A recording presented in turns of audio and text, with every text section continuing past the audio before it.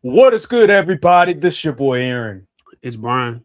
This is the Courtside podcast, and we are back today, and we are reacting to the divisional round of the playoffs. And I am excited, man, because feels good to hate watch. Feels good to uh, see your enemies fall, see your ops fall, to see all the people that were talking all that ish last week to now feeling sad. It's a great feeling. But anywho, um, before we get to the games, though, I gotta say this: Matt LaFleur. I hope after all this stuff that happened, I hope you grew a pair because I'm tired, man. I'm tired of being called soft. I'm tired of this team. I'm tired of this organization being complacent. It seems like there's no urgency. It seems like they're content with what they have. And I hope Matt LaFleur is watching, not this stream. I hope he's watching all the trolls, all the conversation about what transpired last week and even this week. Because what has been the conversation this past 2 weeks just goes to show how complacent and just how much regression has happened with this Packers team, and especially Matt LaFleur as the head coach. And I bring this up, Brian, because, Ben Johnson, that whole situation last week with the handshake, and then this week with Sean McVay, people asking him questions about pretty much avenging his friend and all that. Oh, you guys, is he giving you tips on what to do against the Bears? And then it is really pathetic. I can say that, especially when that's your arrival and you allowed that person, your rival, to punk you like that. Because when you watch the Bears, Brian, one thing I notice about the Bears, they're not all that talented on defense. They're not the most talented, although their offense, they have a really good offensive line. They have pretty decent receivers. They have pretty good weapons on the outside. But one thing I can say about the Bears, they're a tough football team. They're not going to they're not going to be punked. They're not going to be feared by anybody. And that's something that is missing with the Green Bay Packers. And that goes to the head coach. Although Ben Johnson, he could be an a-hole. He can say this, say that. One thing is clear. His team is tough-minded, and they reverberate back to how the head coach thinks. And Ben Johnson is an SOB. And his team is an SOB. So I want to say this right now. Next season, just like what Scott Van Pelt said, I saw a tweet about him talking about the Packers and what they should do going forward against the Bears. I agree with him. Y'all can go watch the clip on Twitter. Just search up Scott Van Pelt Packers. And this is what he said. He said, okay, cool. Ben Johnson, he pretty much set the tone. He said, I ain't cool with you. I don't like you. I'm not going to like you. Bet. And we're going to be disrespectful about it. All right, bet. Say less. We'll keep the same energy. And that's what I want from my Packers. Stop being soft. Stop trying to turn the other cheek. Come on, man. We're the Green Bay Packers. Enough with all this. Oh, we're too big for this. We won so much, man. They're little to us. No, we lost. We lost last week. They're not the little brother anymore. We lost to them. Not just by the fact that we lost. We were up by like 3 scores. We were up 21-3 at one point. And we gave up that lead. We had an opportunity to put this team away, to punch them in the mouth, and we couldn't do it. And we needed Sean McVay and the Rams to come up and pretty much be like the big brother to us and say, nah. I got this from here. What? We're the Green Bay Packers. We're supposed to be title town. And you're letting these Bears with a first-time head coach, first-year head coach, just come in there and punk you like that? I don't know what to say more than we're a soft football team. And that's because of the head coach. Yeah, I'm saying it right now. Because the head coach, where is the intensity? Why do you still have some of these guys on your coaching staff? Why haven't I heard any firings from the coaching staff? That lets me know that Matt Well, LaFleur, you lost one of your coaching staff people. that isn't because he got fired. It's because Yeah. he got a head coaching opportunity, and then also we got another guy who was on Halfley staff, the who he's getting interviews for the defensive coordinator job. Oh, I didn't know DeMarcus that. Covington, the Cowboys, they interviewed him, and We did? some other people are. Yeah, they did. They actually did. But I don't know if he'll get hired, but who knows? Doubt it. Regardless, Matt LaFleur, just his way of thinking, there needs to be some sort of culture change. There needs to be some sort of tweak going forward, because if there's not, then all we're going to do is win 9-10 games next year, make the 7th seed, and lose in the first round. Maybe the Bears, who knows? But something has to change. And I'm sick and tired of always being labeled soft. I'm sick and tired of always seeing my team being undisciplined. Some of that has to do with, you can say, age, which is okay, cool. But some of that has to do with the fact that the head coach is the one not doing a better job of disciplining his players, of teaching his players, and making sure that the right players are on the field. Why the hell is Keyshawn Nixon continuously doing these boneheaded mistakes on the field, not finishing the play, like especially in the end zone, in the red zone area, where I believe it was either Swift or Manung guy got in for a touchdown, and Nixon, he just got out the way instead of trying to tackle. But when I watched that Rams game and Swift was bouncing on the outside, trying to get to the end zone, what did the DBs do? They knocked his head off. Where is that intensity? Seriously. And I have to blame the head coach for that, because he keeps allowing these players to get away with it. That is an effort issue. And Micah Parsons, he said it clearly. He said it verbatim. Listen, you pretty much can't blame the coaches for effort. You got to have it inside of you. And if you don't have it inside of you, you should not be on this football team. And I know I'm kind of contradicting myself when I just blamed Matt LaFleur, saying that this boils down to you, and then I also say, well, it's the players. I still go back to Matt LaFleur, because you have to set the tone. And it feels like for the longest, for the 7 years that he's been the head coach, 7 years, by the way, since 2018, it's the same old. We've had veteran players. Now we have young players. It doesn't matter. Where's the discipline? Where's the toughness? There's no toughness for this team. And you have an all-world quarterback. So, we extended him. We gave him. And here's another thing. I know I'm going on a rant. I'm all over the place. But another thing that pisses me off is when reporters, they will give these vague reports. They said, yeah, he signed a multi-year deal. When I hear multi-year, I'm thinking 2 years. But that's not necessarily the case. What is it? Is it 2? Is it 3? Because they said he's not playing for his job next year. So I'm wondering, multi-year deal, what does that mean? What are the details of the contract? We don't get anything. We just, I thought he signed a multi-year deal. All I saw was multi-year deal. They didn't say nothing about 3 years. They didn't give me a number. But I hate when reporters do that. Why are you so vague in your reporting? Understand, they're still working out some things, but why say multi-year deal? Just say 2-year deal. Just say 3-year deal. 2 to 3 year deal. It pisses me off sometimes with some of these reporters reporting. But anywho, that was a side note. I just need to see some changes, man. I'm sick and tired of this football team always underachieving because the head coach is not instilling a level of toughness that is needed for this team. They're too soft. They're too finesse.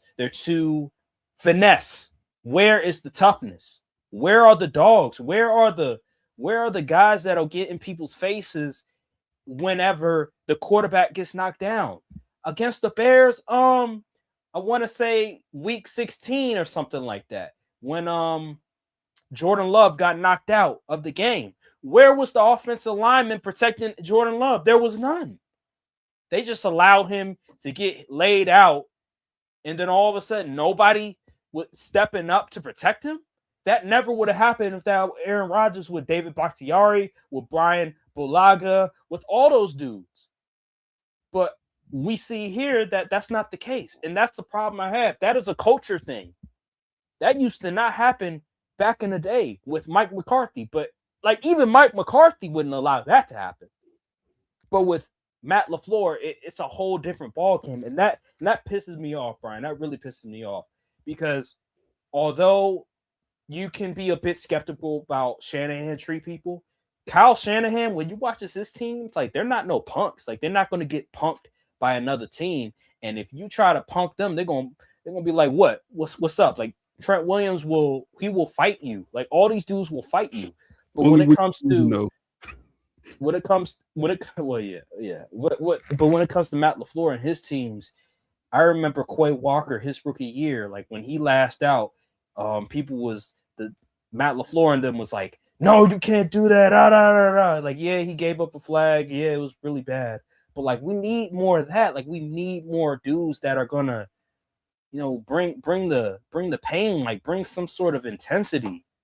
Not allow people to punk you, because these dudes, like the Chicago Bears, bro, even the playoff game, the same dude who laid out Jordan Love and he was out for the game tried to do it again.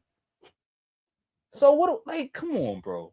I don't want to talk too long about this, but this is just the stuff I'm talking about, where it's like we allowing teams to punk us, like bully us, and we're not doing anything about it. Just like, turn the other cheek. Like, no, bro, you can't turn the other cheek. It's football. Hey man, you sound just like how I sounded when Jason Garrett and Mike McCarthy was coaching the Cowboys. Just getting punked on the field consistently, and used to drive me insane.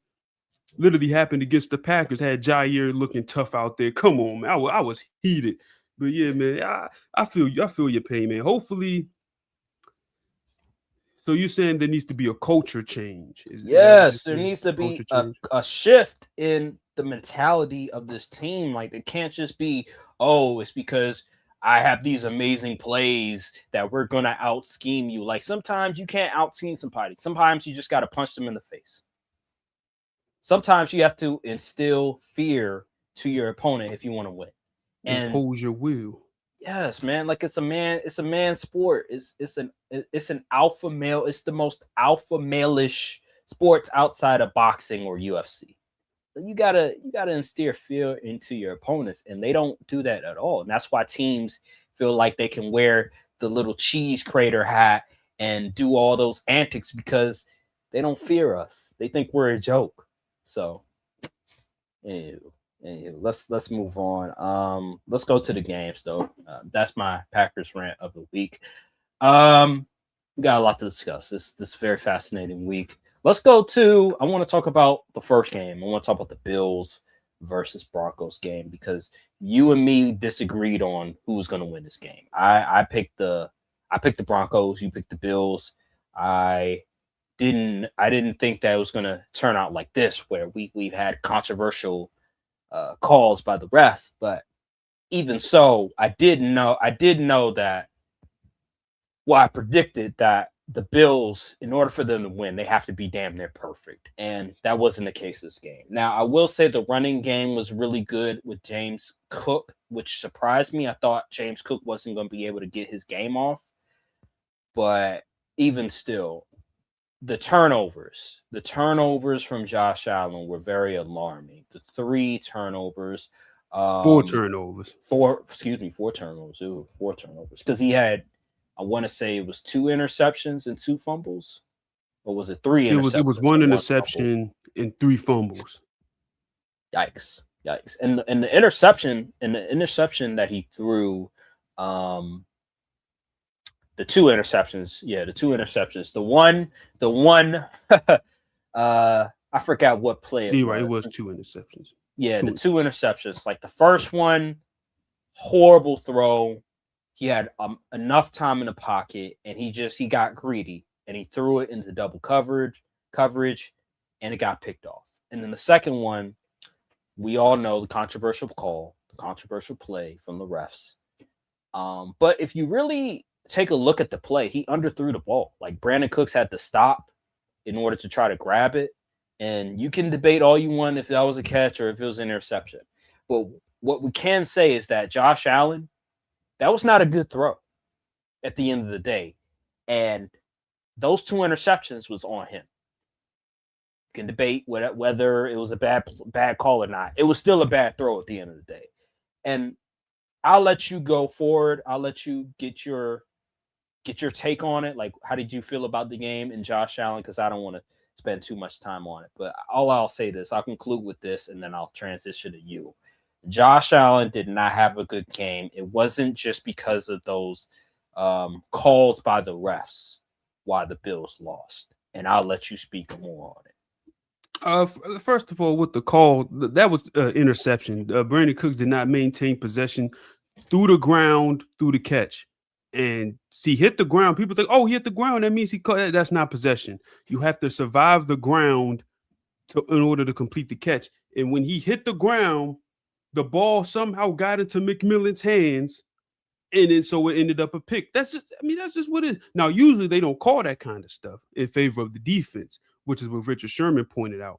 But the rules is the rules. But back to Josh Allen, this was a disaster class. I mean, good Lord, 4 turnovers, and this was literally supposed to be the Bills' run. No Lamar, no Mahomes. People throw Burrow, and Burrow ain't been in the playoffs in 3 years. If no Lamar, no Mahomes, and you still couldn't get out the divisional round, that is embarrassing. And unlike the other times where you could blame your teammates, you could blame the defense, you could blame Sean McDermott. This one, you got to hold this one.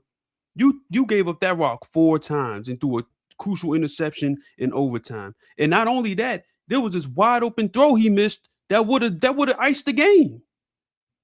Would have iced the game. I want to say it was to Kincaid. I want to say he just sailed it. You got to make that throw if you're the MVP or you QB1 in the league, as everybody tries to appoint him.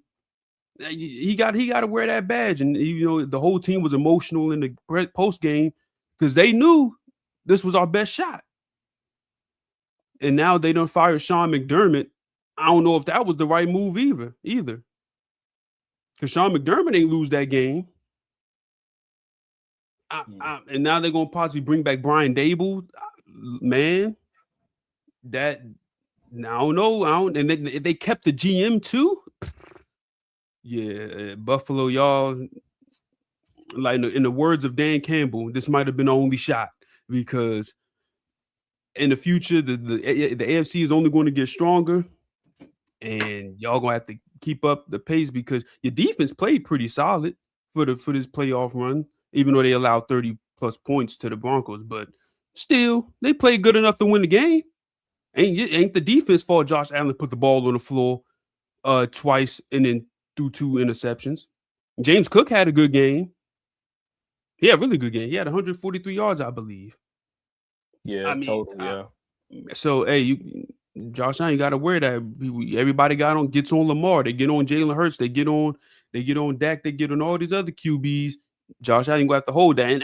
And you know what makes me sick? It makes me sick to see throughout the national media and all these former players, they try to act like Josh Allen is a victim. He was a victim of circumstance or something. Get out of here. He folded under pressure. He went into Mile High, not even as a real he was a favorite to start the week in Vegas, so you can't even run the underdog gimmick. And then he went out there and wet the bed. That's what he did. So now we can establish with Josh Allen, through all his talent and all this, it's not translating to get into that next level in the playoffs. And we got to stop putting him into the tier with Mahomes. Mahomes gets it done in January. Wait, hold on, wait a minute. Yeah, I said it. When it comes to honest, winners in the league, we cannot put Josh Allen on that tier with Mahomes. No one can be on that tier with Mahomes. All right, so we gotta We'll let Stafford win the ring this year, and you we could got to put him up there. simplify this. All right. Let's make it clear. Let's be transparent. What we're saying, what you're saying is that Josh Allen, in terms of winners being clutch, he's not in Mahomes' stratosphere. I can agree with that. No, he isn't. I can agree with that. But in terms of overall talent, in terms of skill, we can all say Allen is right there with Mahomes. Like it's Yeah, I'll give you. Yeah, of course, of course. But the thing is, maybe this is like the term regression to the mean. Josh Allen had 6 straight playoff games with 0 turnovers, and then all of a sudden he gets 4 in 1 game. That mm, it just might have he might have just been due. He might have just been due because six playoff games without a turnover. That's a lot. That's a lot of games it of clean is. football, and then all of a sudden you give up 4 of them things. Hey, it might just been mathematics right there. And Simple statistics. another thing, I'm glad you brought that up because one of the arguments that has been made over the years in regards to why Josh Allen is better than this quarterback, why Josh Allen is better than Lamar, is on par with Mahomes, is because they say, well, he's a playoff riser. Look what he does in the playoffs when it matters most. And I'm like, okay, yeah, that's cool, but he still hasn't made the Super Bowl. He still hasn't won a Super Bowl. So how can it be above Lamar when he's pretty much done the same thing as Lamar in terms of not going to the Super Bowl? And now with this performance, damn near the same thing has Lamar has been doing in the playoffs to a certain extent.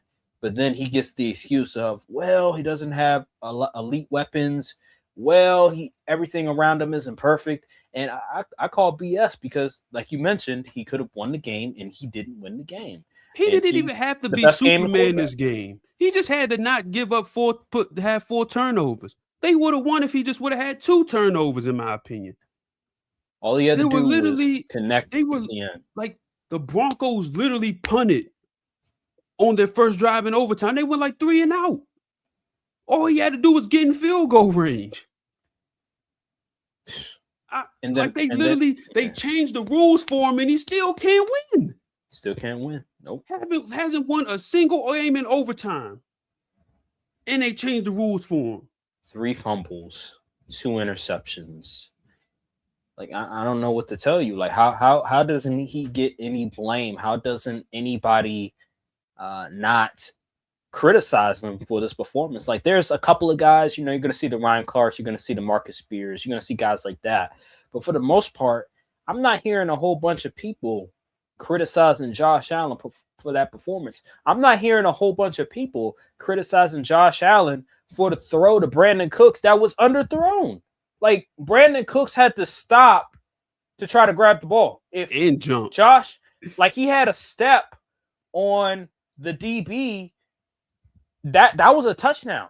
That could have been a potential touchdown if Josh Allen was more accurate. He had a clean pocket. It wasn't like there was a lot of pressure coming his way. That wasn't the case. He had enough time to deliver that football accurately on time, and he just couldn't do it. And that speaks to this narrative about Josh Allen that, oh, he's clutch. Oh, he's this. Not necessarily.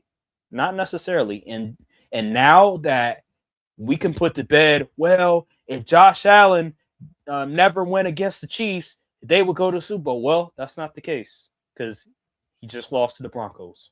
Yep. So And the now worst what are you part, going to say? Oh, and it's the the coach. So now they're going to change coaches. A good coach, by the way. Sean McDermott's actually a Sean really McDermott's a good good coach. coach. The fact that they were able to go to all these AFC championship games, win the division so many years, and win like 10 plus games all these years. I don't think he's missed the playoffs in like the last 5, 6, 7 years. And you fire him, and what is the plan? The plan, get Brian Dable? Like, come on, man. Like, be serious. You're telling me Brian Dable, the guy that at New York, at the Giants, literally almost got his quarterback to be pretty much out for the season because of the amount of concussions. That's the Brian Dable that you're trying to get. Like, come on, man, that makes no sense. And then they keep the GM. See, this is how I know this organization is unserious. The fact that they fire a coach that has won them all these games has brought them to the playoffs. They've been to the AFC Championship game. They've been very competitive with the Chiefs, despite the fact that their talent still isn't quite on the level of the Chiefs, or they don't have the coaching staff quite on the level with the Chiefs, and yet they're still competitive. They're still knocking on the door. And you fire him, and you keep the GM that is responsible for the lack of talent that's on the field. Makes no sense. Makes no sense. So, hey man, that's an unserious organization right there. And if you hire Brian Dable, that just lets me know, no, you're not trying to win. You're not trying to win at all. You were just trying to point blame at somebody so you won't have to deal with the consequences of what transpired. Or you're trying to protect Josh Allen. It's like, no, it's not Josh Allen. No, it is Josh Allen. The defense didn't play well, but Sean McDermott, hey, they're still competitive. They still made enough plays. Who was the Bills' best defensive player in your opinion? It's a great question. I don't know. Exactly. It's either Milano or Ed Oliver. And Ed Oliver literally just came back from injury that game. That tells you how bad that defensive unit is. And they were still making some plays in that game. The interception of Bo Nix, like there was still some plays that they were making to keep it competitive. Remember, they were down in the game. They were down double digits. The defense had to get some stops in order for Josh Allen to come back from that game. So, yep. I mean, I get it. Like the Dark Knight Rises. They expect one of us in the wreckage, brother. And that's exactly what happened. Sean McDermott was a victim of, he's the scapegoat. Yeah. I didn't even know he was coaching for his job. No one would have suspected that he was coaching for his job this year. Well, the media did suspect that. It was last year. Okay. Where like Sean McDermott is like, I don't know if he's the guy that you can count on to get to a Super Bowl. There's like a ceiling with him. They've been talking about this for the past number of years, but I didn't expect it to happen after this season, given the lack of talent. I know Mahomes is not there. I know Lamar's not there, but you can't think that way. Like you have to look at just, okay, who are you going up against? And do you have the requisite talent? And who was at fault at the end? Was it you? Was it the quarterback? Like who was at fault at the end? I think Josh Allen just didn't make enough plays at the end. I think the turnovers really showed itself. And the missed throws. Anywho, we'll see where Sean McDermott goes. I know one thing, the Falcons, boy, I would hate to be a Falcons fan because he would be a good coaching candidate for the Atlanta Falcons because he's definitely somebody that can command a locker room. And the fact that the Falcons said, you know what, let's get Kevin Stefanski. Let's hire Kevin Stefanski as our head coach, a guy that can't command the locker room that the players don't respect. Because, oh my God, at one time he was such a great play caller. Like, come on, man. Anywho, moving on to shout out to the Broncos, though. Oh yeah, I forgot. Yeah, you know what? We gotta shout out the Broncos real quick because I almost forgot about them. You know, Bo Nix, he did his thing. I ain't gonna lie. Hey man, he was throwing them good performance from him. He was dominant. He made some really good, like that one throw. I want to say it was to LaJordan Humphrey. It was like a back shoulder throw. He put it in the bread basket and he just dropped it. I was like, ooh, that was a dot too. Yeah, I remember that. Unfortunately, he broke his foot, which is really lame. That really sucks. Would have had a 2024 QB showdown, but got robbed. Yeah, that really sucks. A kneel. How do you break your foot on a kneel? I don't know. Who knows? Bo Nix played well. I'll give him that. They Football couldn't even run the ball either. No, they couldn't. They had to rely on the passing attack. And Bo Nix, he was throwing dots out there. He was using his legs. He was using his legs. He was doing everything he can to win them the game. He had 3 passing touchdowns. He had that 1 bad interception, but besides that, he was doing a really good job. I was very impressed. I picked the Broncos to win, so I kind of knew they were going to win, but I was impressed by how well Bo Nix played in this game. Like he was really going band for band with Josh Allen, and he outplayed Josh Allen. He did. So, yep. Moving on, let's go to. All right, man. Let's go to this Texans versus Patriots game, man. Listen here, bro. I was watching this game. I watched the entirety of the game. Um, let's get the elephant. Let's get the elephant in the room out of the way. CJ Stroud, 4 interceptions. I'm glad Brian talked me into picking the Patriots because at first I thought, you know what, this is the Texans. That defense is amazing, but then after thinking about it, after realizing that Nico Collins isn't going to play, I was like, you know what, it's CJ Stroud. I don't trust CJ Stroud at all. I think he's a fraud, and he showed himself. He showed why he is a fraud. Why you shouldn't trust CJ Stroud. Why all that hype that he had after his rookie season was a bunch of BS. CJ Stroud had 4 interceptions, 4 in 1 half. Like he was looking like Zach Wilson on the Jets out there in the first half. It was that bad. 20 for 47. He had 20 completions on 47 attempts. He had a quarterback rating of 28. Mind you, if you spike the ball every single play, he would have had a higher quarterback rating than what he had that game. Yeah. But let me say this because I want to also bring up the point that not having Nico Collins is going to hurt you. Not having a good running game is going to hurt you. Not having a competent offensive line is going to hurt you. But even still, even with all that you have to overcome, those interceptions were just bad. Like the one to, I want to say, Carlton Davis. There were some other interceptions that was just really, really bad that I was scratching my head. Like, why would you throw that in that circumstance? Just take the sack. It just felt like it was that one he threw, man.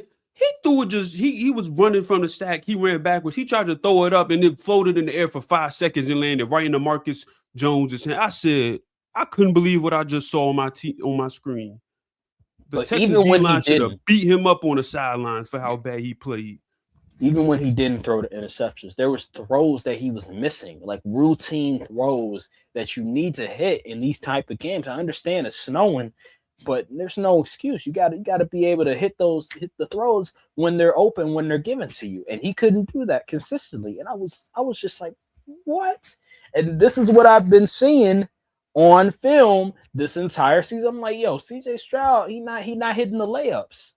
I don't know if he can manage the game effectively enough for them to go all the way to the Super Bowl. I'm like, nah, bro. Like you got to hit the layups. You got to be able to hit the throws that are being given to you. Like if you can't do that, if you're only a one-read quarterback, I'm sorry. Like you're not going far with that team. And that's why I put the title to one of the videos. The Texans offense is going to be a liability versus the Patriots. Because I knew this was going to happen, not 4 interceptions, but I knew this offense was going to be a liability. I knew this offense wasn't going to be able to generate enough points, regardless of how good the Texan defense was. And they were really good because Drake May had like 5 turnovers this game. He had like 4 fumbles, 1 interception. Like Drake May was not good. Let's get out the way. Drake May is so lucky that CJ Stroud had arguably the worst quarterback game in playoff history. Because if he did not, we would be talking about Drake May having one of the worst playoff games as a starting quarterback in NFL history. Because 5 turnovers in 1 game, I'm sorry, that's just not good. It's not good. That the Texans, man, oh man, CJ Stroud let them down big time, and I know he was dealing with playing against an unfortunate circumstances. No Nico Collins, like you said. Dalton Schultz went out early in the game, didn't return. The offensive line has been bad all week, and I think they even lost a player in the game on the offensive line. But still, there is no excuse to play the way he did. He was, like you said, he was missing routine throws. He should have had more interceptions because a couple of them was dropped by the DBs on the Patriots. That was such a. I don't think I've seen a playoff performance that bad in quite some time. Like that was awful. And if I'm the Houston Texans organization, I'm picking up that 5th-year option. We not negotiating no contracts this offseason. You're going to have to show me you are a franchise QB this next year. because I'm not about to commit 200 million, 100 million plus dollars to something to this product in the playoffs. I can't do it. Or he He better had accept that 7 3 year turnovers. 100. Yeah, He had 7 7 turnovers. interceptions Yep. in this playoffs alone. The guy that they give crap for, Dak Prescott, he had 7 in his entire playoff career. So if I'm the Texans organ, I'm not giving this man $200 million after seeing that. I'm spending that money on the defense. They the ones that earn that money. Will Anderson, here, take the blank check. 3 Danielle sacks. Hunter, we got some money for you too. Stingley, they just paid Stingley. They don't even got to pay him no more. Aziz Al-Shire, here's some money. CJ Stroud, no, you have to wait in line. It's about 8 dudes that got to get paid before CJ Stroud on that team. Because that performance that's not a franchise QB performance. I'm sorry. Amari Lassiter, like, hey, you want some money? Here's some money. Because all them other dudes, yeah. Because listen, if I'm the organization, I'm like, hey, CJ, final offer is 3 years, 100 million. Either take it or we're picking up the 5th-year option. Either take the 3 years, 100 million, or you want to prove it year. That's all I'm gonna say, because I'm not giving you more than 3 years, 100 million. So, jeez. I said the best we can offer is whatever that deal Daniel Jones got a few years back. That's the best we can do. Other than that, hey, you SOL, because Sam Darnold got 3 years, 100 million. You're not even better than Sam Darnold. I'm giving you a Sam Darnold with a messed up oblique had a better game. I'm helping you out. I'm giving you the same as Sam Darnold and Baker Mayfield. Like, what? You're not even better than them. I'm helping you out. But anywho, yeah, man, the Texans offense was just atrocious. CJ Stroud was atrocious. But on the Patriots side of things, it's about what I expect in terms of it being an ugly game, but the Patriots being the better offense, being the better overall team, being at the home. 3 biggest plays first. Drake May being the significantly better quarterback than CJ Stroud, although he did commit the ball over, like, again, 5 times, 4 fumbles. I don't know what that is all about. Like, he has a fumbling issue that's, like, really bad. Like, he keeps taking sacks. That's what happens. I don't know what's going on. He needs to protect the football a lot more. But yeah, 3 touchdowns, 1 interception, 4 fumbles. But yeah, man, they just have the better offense at the end of the day, and I think because of that, and also the defense, they're really good. One of the better run stopping defenses, and they also have good DBs on the backside. So Christian Gonzalez and them boys. So yeah, man, I mean, it is what it is. I said it was going to be the case. I apologize, Patriots fans. Again, I was wrong. But hey, I picked them before the playoffs started. So although I did say initially I don't think they're going to win a playoff game, I backtracked immediately the next week before the playoffs started, because I was like, they got a pretty easy schedule. So Stephon Diggs. Yeah, Stephon Diggs, he came up huge. He only had 40 yards, but it felt like each reception timely catches was very important, very pivotal, especially in the end zone. That one catch in the end zone where he caught the touchdown. Slant, yeah. Insane. Hands made of glue. That was how incredible that catch was. Keyshawn Booty, yeah. Keyshawn Booty. That catch in the end zone. Stingley. He fried him. Good grief. Well, let's be honest. It was pretty good coverage. No, it was, but it was pretty good. Better offense beats better defense. So hey, first of all, the throw by Drake May was amazing. He put it right on the money, and then Keyshawn Booty, the catch, that was one of the best catches of the year, of the season. That was an amazing catch in the snow, and he had to reach. He had to reach and like grab it one hand. Like, come on, like, what? Yeah, that was crazy. Against Stingley of all people, against a top 2 corner in the NFL, like, it doesn't get better than that. That is a very impressive. He's come a long way, because before he's been doing a lot of stuff, but now he's really inserted himself in the offense. So I want to salute to him. And but yeah, man, Patriots, they did their thing. Drake May, he did his thing, and now they're playing the Broncos. But we'll get to that later on. Knicks. We'll get to that. Yeah, without Bo Nix, we'll get to that later on. Let's move on. Um, Rams versus Bears. Boy, it feels good being successful in my hate watch. Seeing my number one enemy lose in that fashion. Um, but anywho, let's get down to business. Bears versus Rams. This was a very controversial ending to a game in terms of what transpired on the Bears side of things. Number one, the interception Caleb Williams threw. Cam Curl, I believe it was. He picked him off mainly because of DJ Moore. He went rogue on that route for whatever reason. Instead of playing it flat, running it flat, he decided to try to run it upfield. And matter of fact, it wasn't even a run; it was a jog. He was jogging. I think DJ Moore is a double agent because the way that he plays sometimes. I'll watch some games and Caleb Williams, he'll throw towards him, and DJ Moore and him are not in sync. And then Caleb Williams will throw a pick, or it'll look like it's about to get picked because DJ Moore and him are not on the same page. I think he's a double agent. I think this guy does not like Caleb Williams. I don't think he likes the coaching staff at all.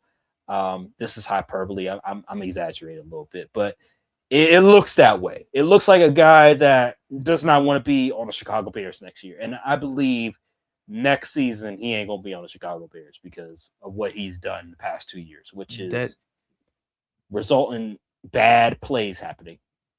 That effort is unacceptable in a playoff game. Why are you jogging on the route?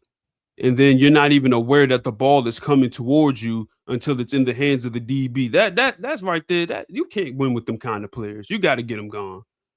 I don't care what good he does. He makes splash plays every now and then, like especially these past recent weeks. I don't care. You got to go. We can't have that in where we're trying to build a culture of winning, and we can't have that. You got to go. Sorry.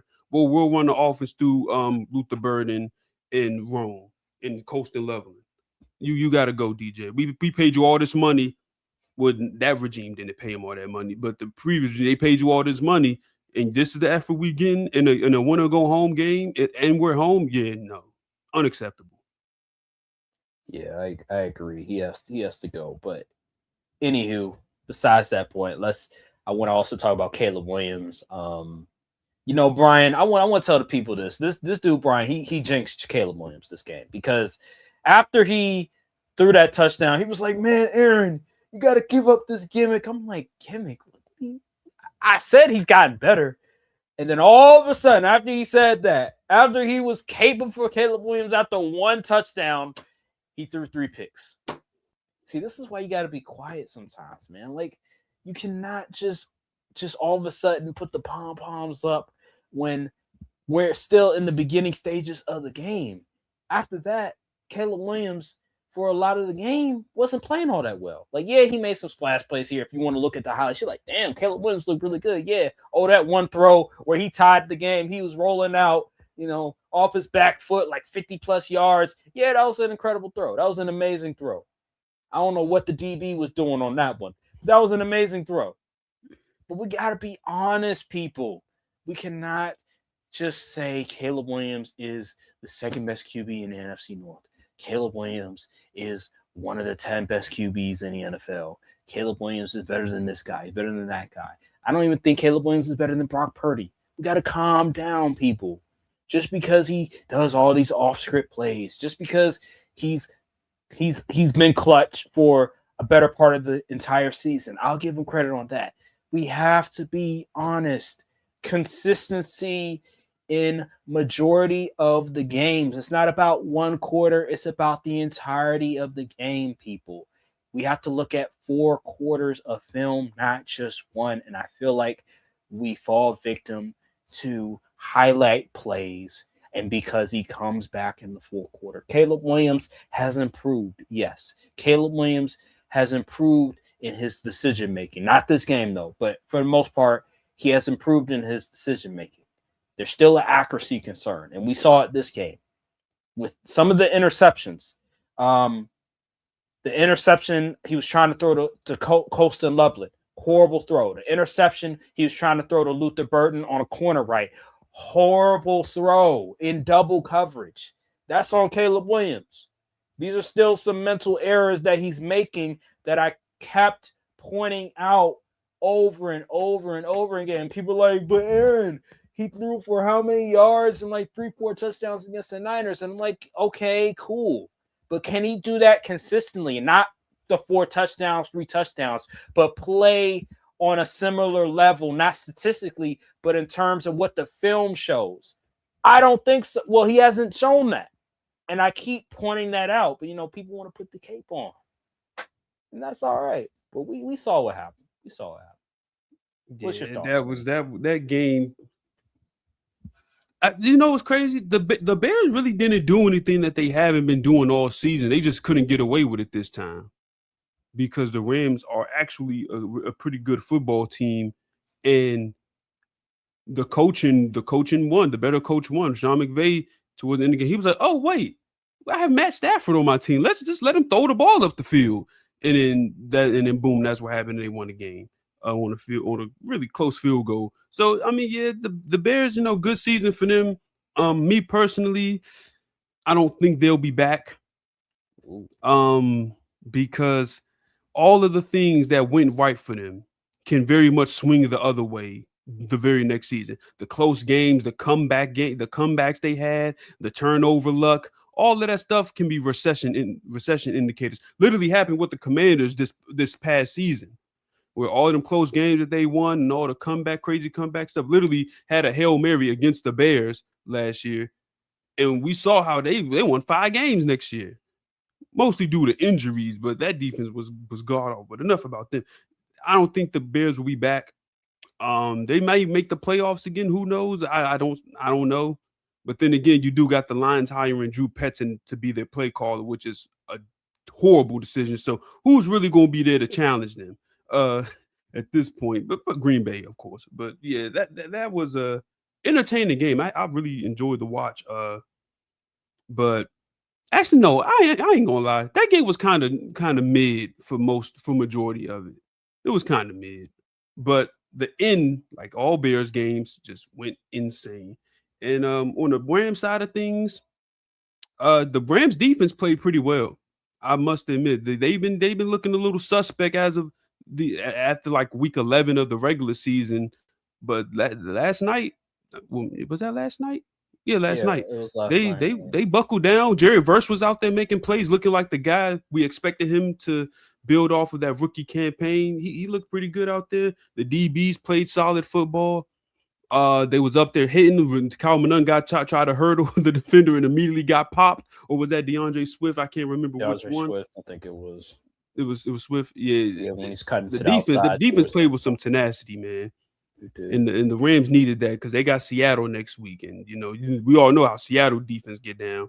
But yeah, salute to the Rams. Sean McVay finally smartened up in overtime and realized we had Matt Stafford at QB who's the MVP. Let's just throw the ball and use Puka Nacua and all these other guys in the receiving. So hey man, salute to the Rams. I predicted this game correctly.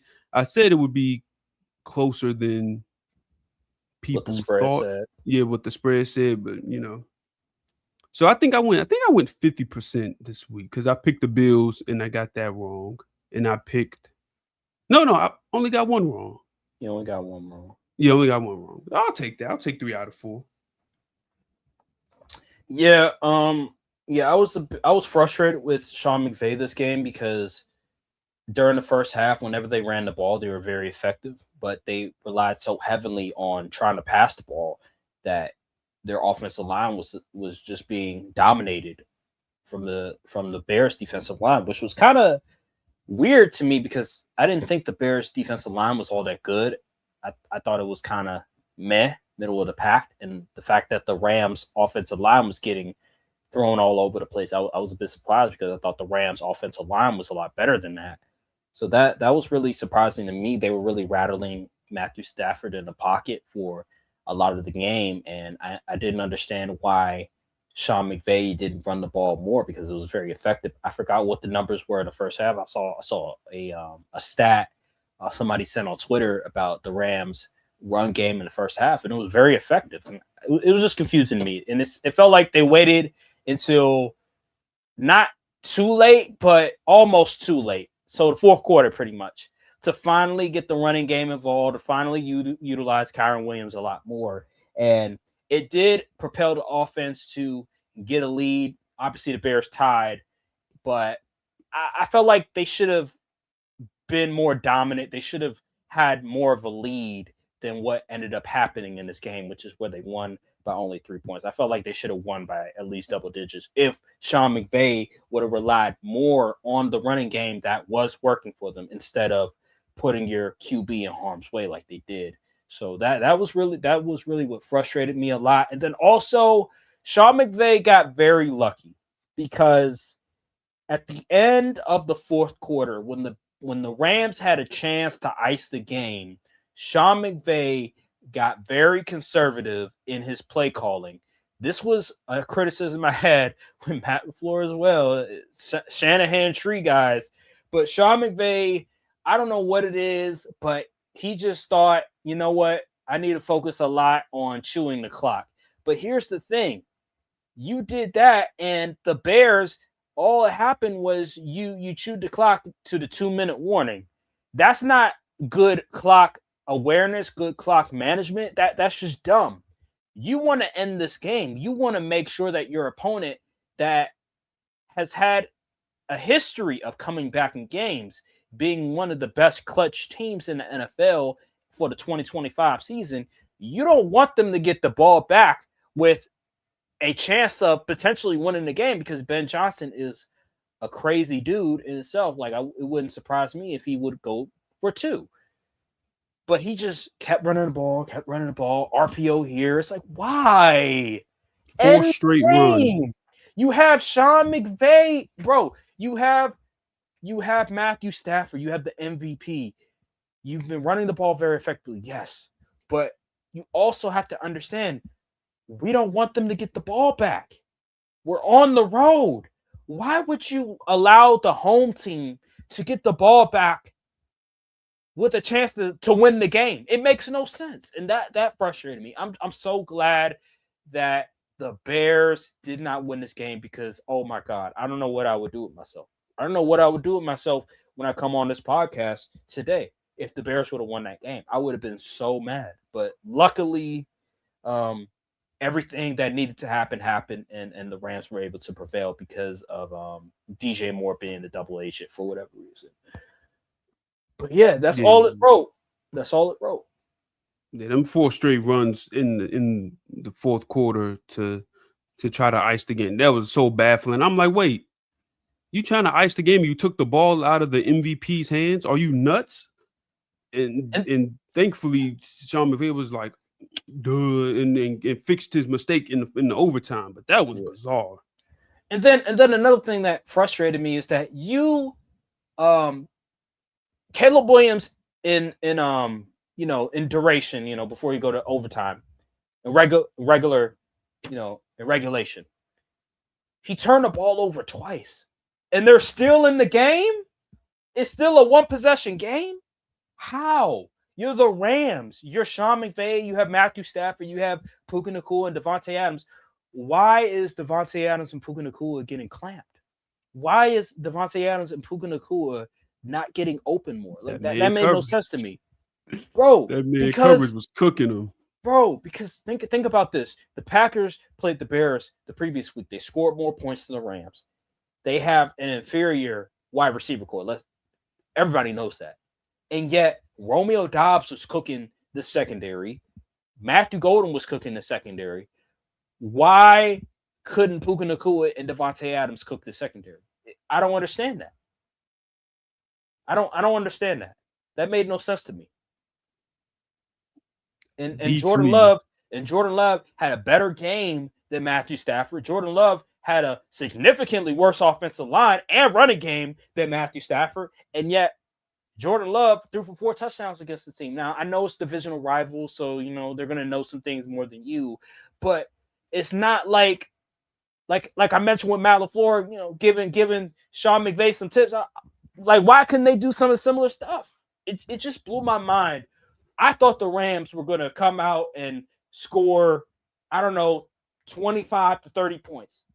To only score 20? Like, come on, bro. Yeah, good thing they held them to 17, which is Yeah. pretty good when you're the road team. But yeah, that I thought they would have put up at least like 27 or something like that. But it is what it is, man. They All got the right. win. They happy to be in it. They better show up next week. I tell you that much. Oh, man. Yeah, they need Because to. you go out there and have score 20 points against Seattle, you mess around lose. I think one of the we'll talk about this a little bit later, but one of the concerns I have for the Rams is that offensive line. If the Bears can do that to your offensive line, to your passing attack, I'm scared for what the Seattle Seahawks are going to do to that offensive line. But we'll get to that a little bit later. I want to move on to the last game. We don't have to spend too much time on the last game. This was I thrashing. stopped watching after the first half. Like I turned this I, game off. It I was that fell bad. asleep in the first quarter. Now I went to see the score at halftime. I said, "Oh, okay, I'm not missing anything." He went right back to sleep. No. There wasn't much to see. The Seattle Seahawks, that defense, that running attack, Sam Darnold, those boys, yeah, they were too dominant, too It was physical. whooping feet. This whooping feet. There was nothing that 49ers could do to win that The game. Cinderella story was over for him. Kenneth Walker had He 3 went crazy. touchdowns, 116 yards, 19 attempts. So, yeah, Unfortunately, Charbonnet tore his ACL. he did. Yeah, So I don't know who they got to come in to play running back for them. Is it this Velus Jones character? I don't know. I thought he was a wide receiver. I thought he Oh, no, was. he's running He back. did play some running back. Okay. So I don't know. Maybe he made the transition to running back. I don't know. But even still, they still got Kenneth Walker. That running game has been tremendous for them.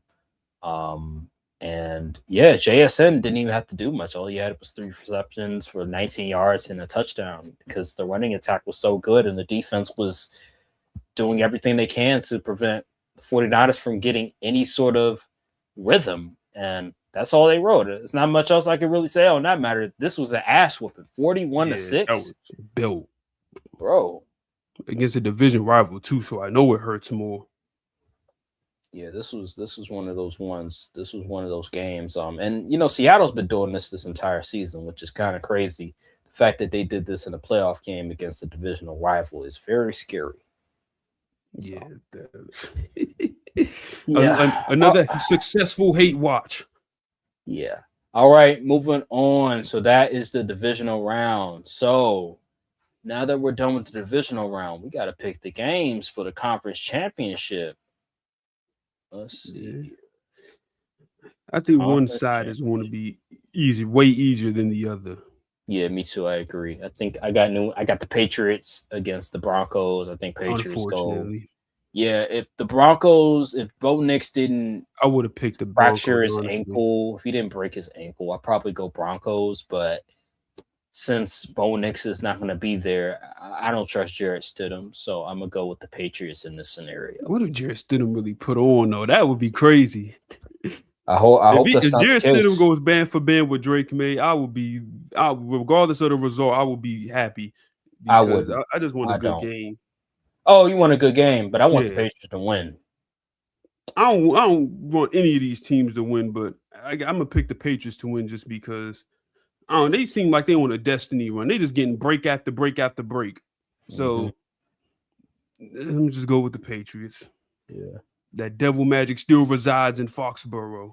It wasn't Brady. It was Robert Kraft this whole time. Kraft, yep. He sold his soul. Rams, Seahawks. This one, I've been going back and forth with these two teams. At first I was like, yo, it's Rams all day. And then, I'm like, I don't know. Seahawks they're a pretty damn good team. With the way, but here, man, it's so Seattle favorite. I'll give you a comparison a little bit. I know this isn't the greatest comparison, but I remember the Rams versus the Saints. I remember the Saints were this dominant team. They were just going. They were cooking everybody in their way. I remember their point differential was pretty high. Drew Brees was having an MVP caliber season. Alvin Kamara and that running attack with Mark Ingram, Michael Michael Thomas, Thomas, yeah. all those guys. They were on a tear that year. But then here comes little old Rams. They still pretty good team. Got Sean McVay. Got Todd Gurley who can run the Mm-hmm. ball effectively. Cooper Cup, yeah. I think Cooper Cup may have got hurt that year. I think he Oh, got really? hurt. Yeah, he tore his. Oh, Yeah, he got yeah. hurt that year, but they still made it to the Super Bowl. I believe it Yeah. was. They got Aaron Donald. They got Ndamukong Suh. This was before Jalen Ramsey, but yeah, man, they came through in one of the most hostile environments, and albeit that controversial call, it was a very controversial, arguably the most controversial call in NFL history. But they won the game in overtime. The Saints had an opportunity in overtime, and they could not win it. And I bring that up because this feels a little bit similar in the sense that both of these teams, they've been battling it out for the number one seed the entire season. Both of these teams have been really good this year. Rams are going to a hostile environment.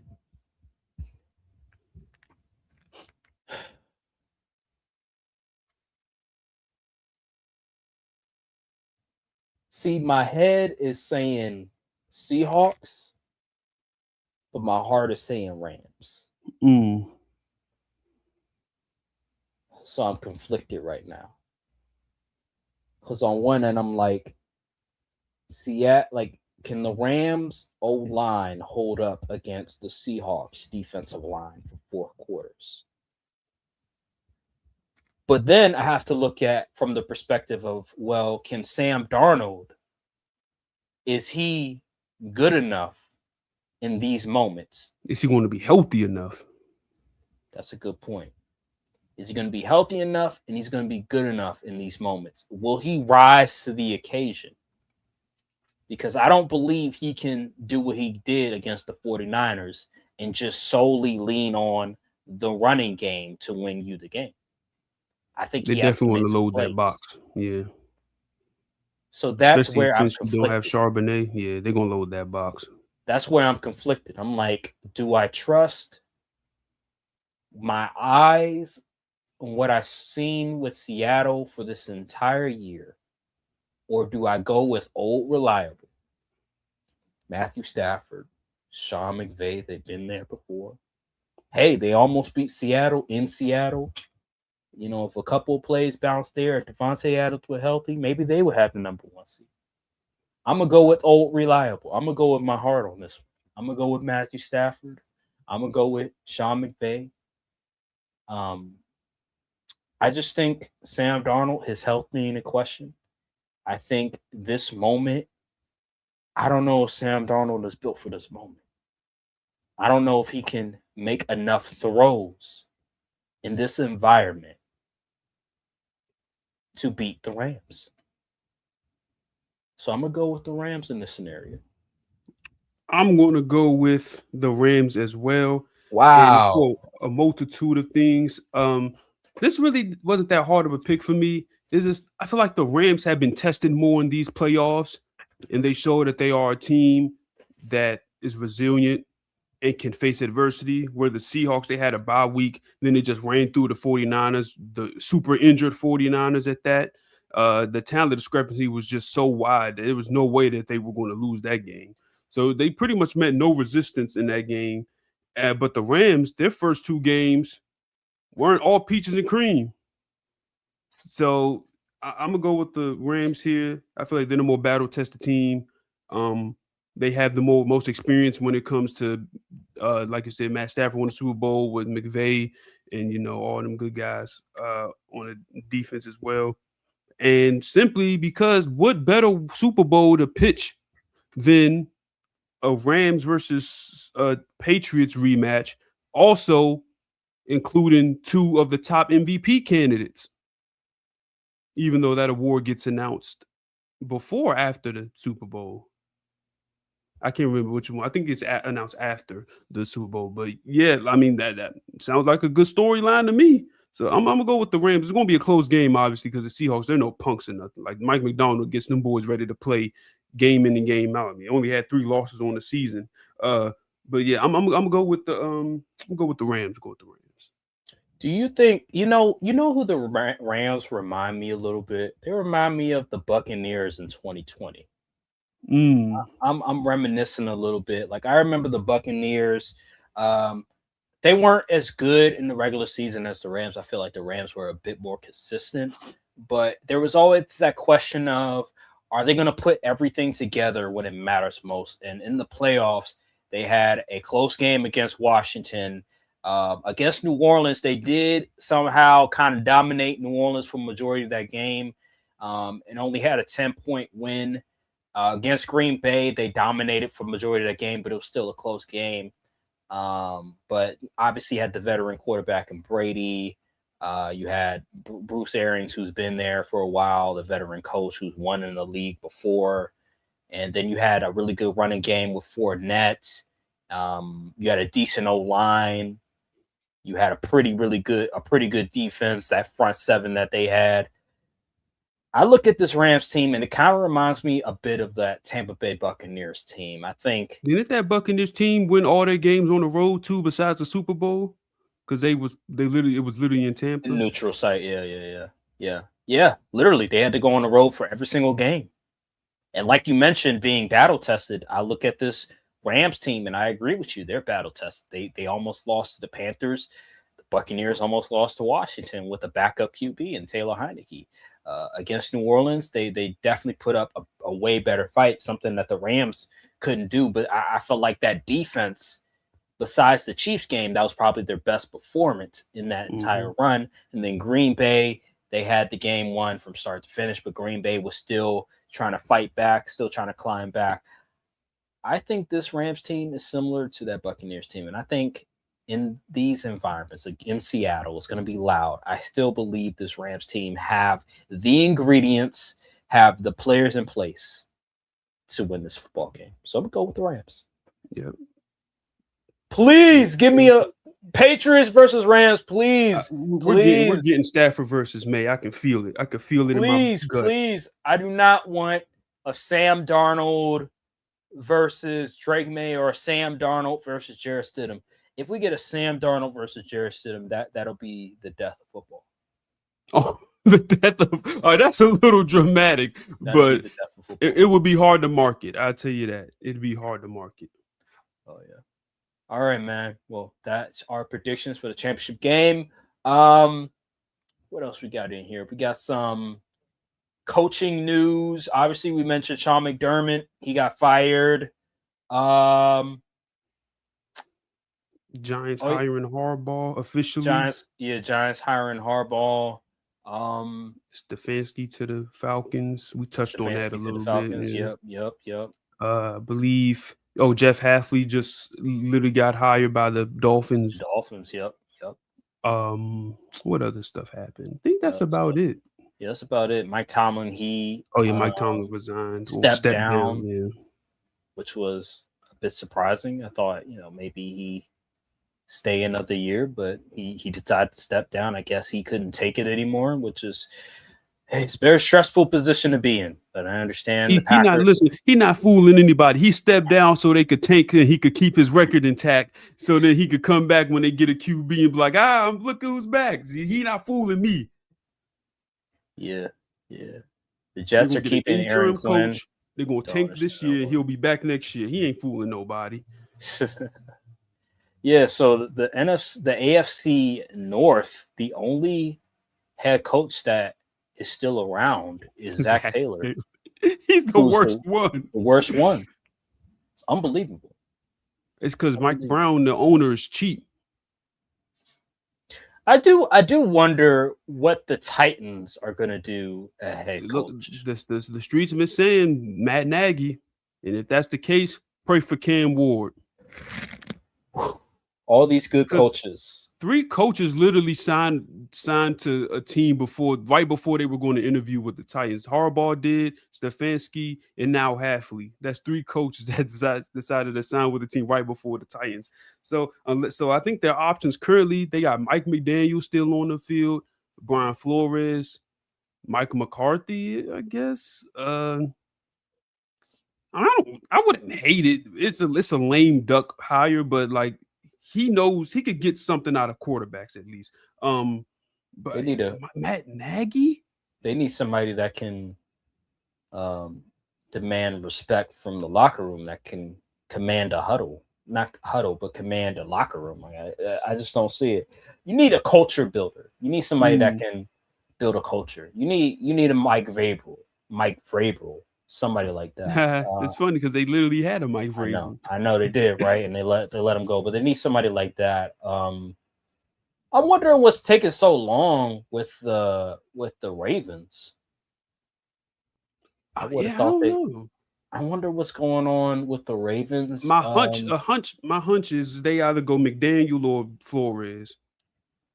I Really, can't see any. I I can't don't see see it. anyone else. I don't see. I think they go Because Jesse who's Minter. left?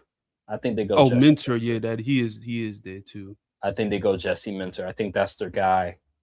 But they're still taking their time on these coaching interviews. I'm a bit surprised by that. I thought, hey, get somebody that Maybe can they're waiting for Mike LaFleur or something. I don't know. nah. They need somebody that can demand respect from the locker room and that can bring back that Ravens toughness, defense. They need somebody like that. They need somebody like that. And I think Jesse Minter is the guy for that. I still don't understand the Falcons hiring Kevin Stefanski to this day. I will never understand it. You fire Raheem Morris and you bring in a guy that's not a leader of men. Like I keep repeating it over and over. But I'm surprised he even went to that situation. He went from a bad QB situation to another bad QB situation. I don't know.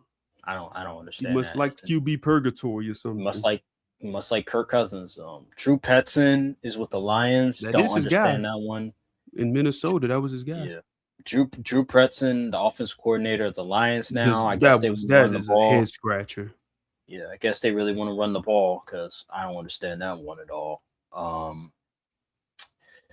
But yeah, that's all the news right now about the head coaches. Buffalo, I don't know what they're gonna do with the head coach. Street We saying talked Brian about Brian Dable. Dable. That would be such a slap in the face. I find it hard to believe that they'll go Brian Dable. I don't. I find it hard to believe.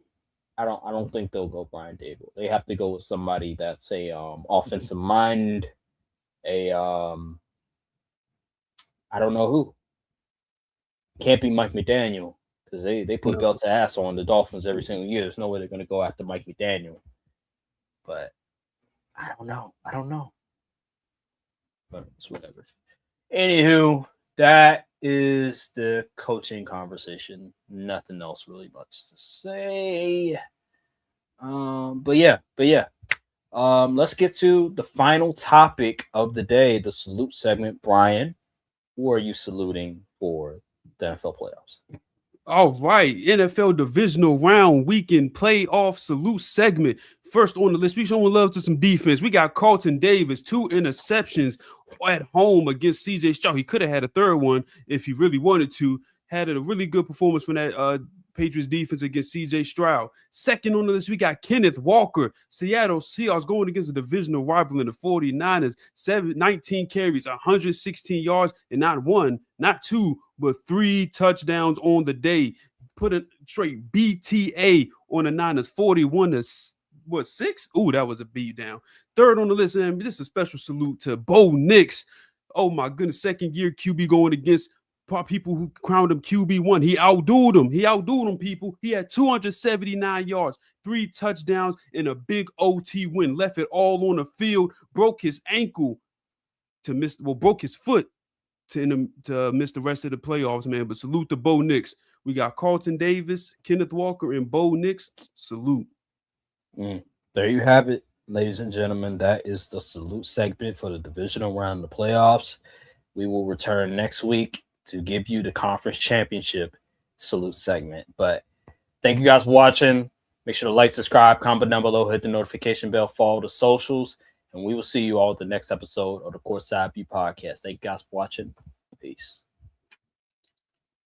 All right.